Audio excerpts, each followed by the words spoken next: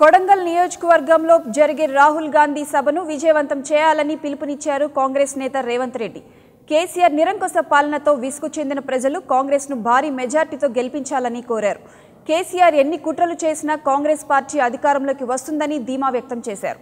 కొడంగల్ అభివృద్ధికి అడ్డుపడుతున్న టీఆర్ఎస్ను తరిమి కొట్టాలన్నారు రేవంత్ రెడ్డి. కాదు, ఓడిపోతే నరేందర్ కూడా పారిపోతాడు. నరేందర్ మాత్రం ఇక్కడ ఉంటాడా?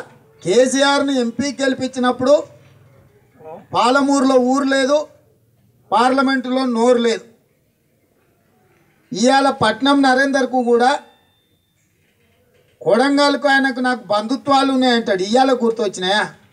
10 ఏళ్ళ నుంచి నువ్వు పదవులు ఉన్నావు కదా, ఎప్పుడు గుర్తు రాలేదా ఈ బంధుత్వాలు? ఇక్కడ ఉన్న ప్రజలు, ఇక్కడ ఉన్న పేదరికం, ఇక్కడ ఉన్న సమస్యలు, ఈ ప్రాంత అభివృద్ధి గుర్తు రాలేదా? ఇవన్నీ అంశాల నేపథ్యంలో శ్రీ రాహుల్ గాంధీ గారు మన నియోజకవర్గానికి వస్తున్నాడు.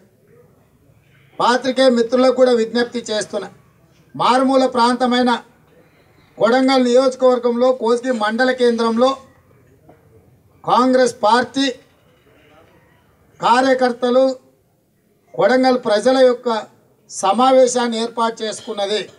ఈ సమావేశాన్ని ప్రపంచానికి చూపించండి. ఎందుకంటే మిగతా ప్రాంతాలలో పెద్ద పెద్ద నాయకులు ఎప్పుడు పడితే అప్పుడు పర్యటిస్తారు. 50 సంవత్సరాల తర్వాత ఇందిరాగాంధీ గారి తర్వాత వారి మనవడు మొదటిసారి మా నియోజకవర్గానికి వస్తుండు. ఇప్పటి వరకు ఎవరు మా ప్రాంతానికి ఓ స్థాయి ఉన్న నాయకులు రాలేదు. ఎందుకో మా పట్ల వివక్ష. మేము ఎన్నుకున్న ఎంపీ కూడా 9 సంవత్సరాలలో మా వైపు కన్నెత్తి చూడలేదు. ఆయన కొడుకో అల్లుడో వస్తున్నాడంటే నా మీద తీటతో వస్తుండ్రు. For more updates, please subscribe 99 TV Telugu.